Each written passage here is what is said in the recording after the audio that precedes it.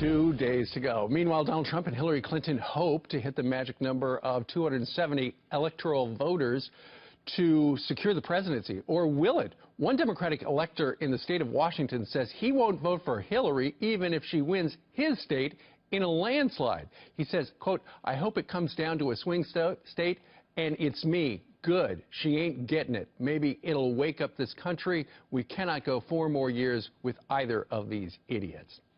And he says he's heard the same from other electors across the nation as well.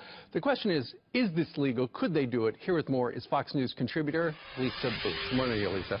Hi, Steve. It doesn't sound like he's going to be happy about any of the results. Right, I know. So we know that it's not popular vote that wins the presidency. It's the Electoral College. You have to hit 270. That's right. We just think that if whoever wins our state, all those electors go to that person.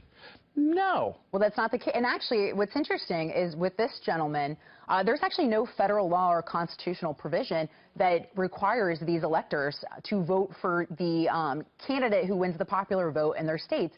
However, it breaks down a little bit differently when you look at the states. There's 21 states that do not require the electors to vote for their party's designated nominee. Right. There's 29 states that do. But that being said, Steve, it's only minor fines and misdemeanors. So in the instance with this guy in Washington, he would only face the $1,000 fine. And clearly, it's worth it to him. These people who can do whatever they want to, even though they are members of the Electoral College, they're called faithless electors.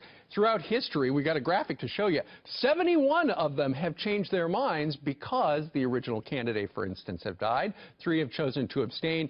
82 have changed due to personal initiative. And that's what this guy is talking about.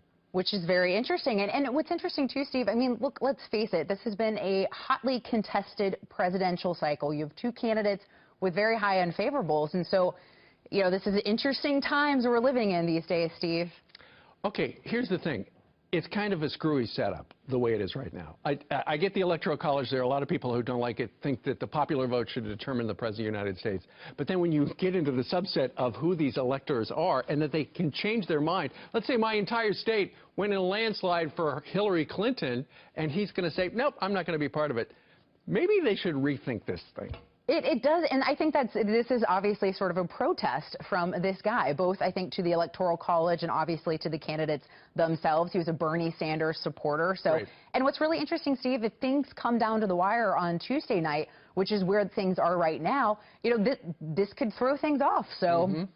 We'll have to wait and see what happens, I guess. And speaking of throw things off, you're going to come back in a couple of hours, and we're going to talk about what would happen if in the Electoral College it's a tie, yes. 269 to 269.